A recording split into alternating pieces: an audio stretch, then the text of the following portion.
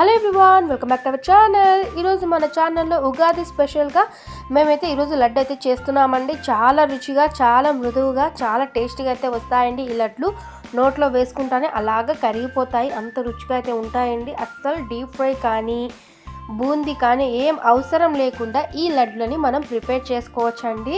అస్సలు డౌట్ పడాల్సిన అవసరమే లేదు, ఎందుకంటే అంత రుచిగా ఉంటాయి ఈ లడ్లని. ఇప్పుడు ఈ లడ్లని ఎలా తయారు చేసుకోవాలో ఈ వీడియోలో చూసేయండి. ముందుగా నేను 250 గ్రామ్స్ శనగపప్పును తీసుకొని బాగా కడిగి ఒక 4 గంటల సేపు అయితే నానబెట్టానండి. చూడండి, 4 గంటల సేపు తర్వాత నేను చూపిస్తున్నాను. పప్పు అయితే చక్కగా నానిపోయింది. ఇప్పుడు ఈ పప్పుని మరొకసారి బాగా కడిగేసి వాటర్ ఏం లేకుండా మిక్సీ జార్లోకి వేసుకోవాలి. కొద్దిగా వేసుకుంటూ గ్రైండ్ చేసుకోవాలి. చూడండి, ఇలాగా జస్ట్ గ్రైండ్ చేసుకోవాలి. ఎక్కువ గ్రైండ్ చేయకూడదు, అక్కడక్కడ పళ్ళకైతే తగులుతుంటేనే బాగుంటుంది లడ్లకి. చూడండి, మొత్తం శనగపప్పుని ఇలానే గ్రైండ్ చేసుకోవాలి. ఇప్పుడు ఒకటి ఆయిల్ కవర్ని తీసుకొని ఆయిల్ కొద్దిగా వేసి వీడియోలో చూపిస్తున్న విధంగా చిన్నగా రోటీల్లాగా చేసుకోవాలి. చూడండి, వీడియోలో చూస్తుంటే మీకే అర్థమవుతుంది. కొంచెం మందంగానే ఒత్తుకోవాలి.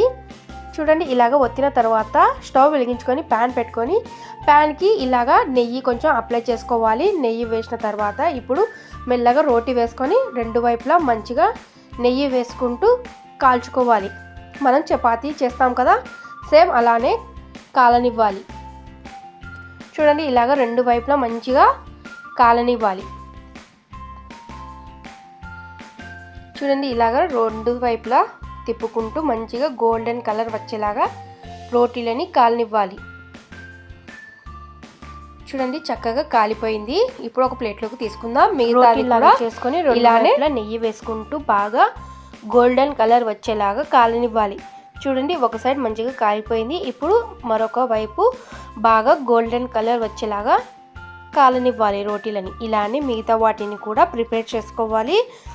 చూడండి, ఇదైతే చక్కగా గోల్డెన్ కలర్ అయితే వచ్చేసింది. ఇప్పుడు ఈ రోటీని కూడా ఒక ప్లేట్లోకి తీసుకోవాలి. చూడండి, నేను 250 గ్రామ్స్కి శనగపప్పు తీసుకున్నాను కదా, నాకు 4 రోటీలు అయితే వచ్చాయి. ఇప్పుడు ఈ రోటీలని మొత్తం చల్లగైన తర్వాత ఇలాగ ముక్కలుగా చేసి మిక్సీ జార్లో వేసుకొని గ్రైండ్ చేసుకోవాలి. చూడండి, మొత్తం రోటీలని ఇలాగా చుంచుకొని చిన్న చిన్న పీసెస్ లాగా చేసుకొని ఇప్పుడు ఈ పీసెస్ని మిక్సీ జార్లో వేసుకొని జస్ట్ అలా పల్సిస్తే సరిపోతుంది. చూడండి, ఇప్పుడు మిక్సీ జార్లోకి అయితే వేస్తున్నాను. ఇప్పుడు మూత పెట్టుకొని గ్రైండ్ చేసుకోవాలి. చూడండి, ఇలాగా జస్ట్ పల్సిస్తే సరిపోతుంది. చూడండి, ఇలాగా గ్రైండ్ చేసుకోవాలి.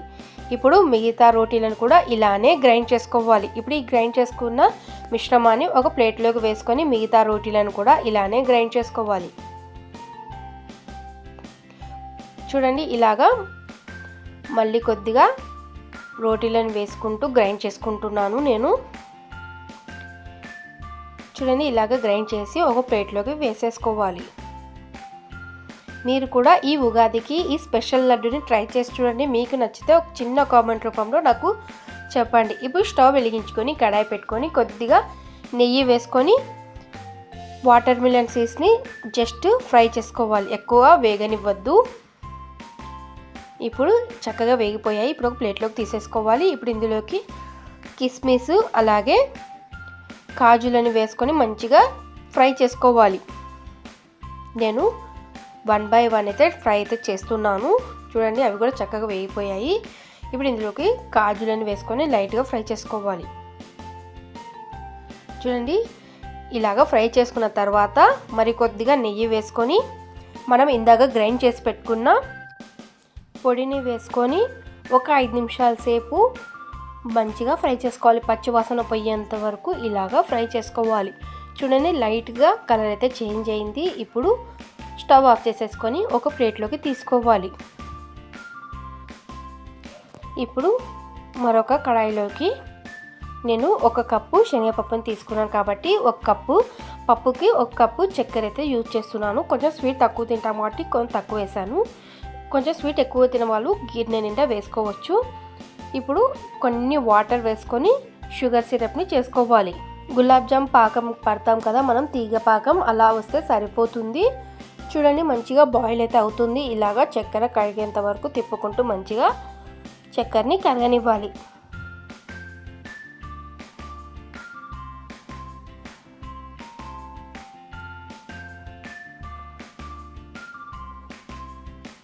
చూడండి, మరొకసారి బాగా కలుపుకొని చూద్దాం. మనకు తీగపాకం అయితే వచ్చేసింది. ఇప్పుడు ఇందులోకి ఇలాచి పౌడర్ని వేసుకొని స్టవ్ ఆఫ్ చేసేసుకోవాలి. ఇప్పుడు ఇందులోకి మనం ఈ చన్నా దాల్ మిక్స్ని వేసుకోవాలి. వేసుకొని మంచిగా కలుపుకోవాలి.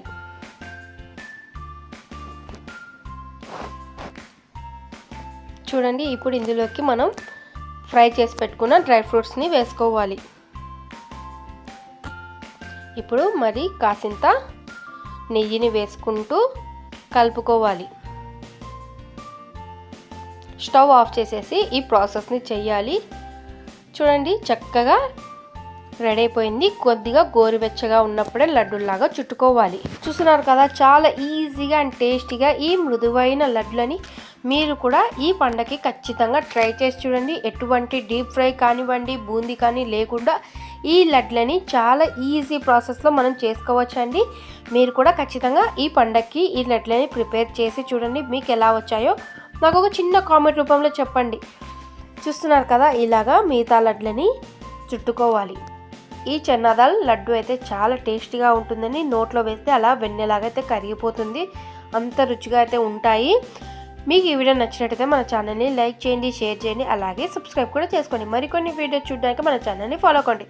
ఇంకా మన ఛానల్లో మంచి మంచి రెసిపీస్ అయితే వస్తూనే ఉంటాయి. కాబట్టి మీరు నాకు చిన్న సపోర్ట్ కోసం సబ్స్క్రైబ్ చేసుకోండి, అలాగే లైక్ కూడా చేయండి, అలాగే మీ ఫ్రెండ్స్ కూడా షేర్ చేయండి. మన ఛానల్ని ఇంకా గ్రో అవ్వడానికని నేను మీ సపోర్ట్ అయితే కోరుతున్నాను అండి. అస్సలు వ్యూస్ అనేది రావడం లేదు నా వీడియోస్కి, చూస్తున్నారు కానీ సబ్స్క్రైబ్ మాత్రం చేసుకోవడం లేదు. ప్లీజ్ చూసేవారందరూ సబ్స్క్రైబ్ చేసుకోండి, అలాగే లైక్ కూడా చేయండి. చూసారు కదా, ఈ చన్నా దాల్ లడ్డు అయితే రెడీ అయిపోయాయి. మీకు ఈ వీడియో నచ్చినట్టయితే మన ఛానల్ని లైక్ చేయండి, షేర్ చేయండి, అలాగే సబ్స్క్రైబ్ కూడా చేసుకోండి. మరికొన్ని వీడియోస్ చూడడానికి మన ఛానల్ని ఫాలో కండి. Thank you for watching.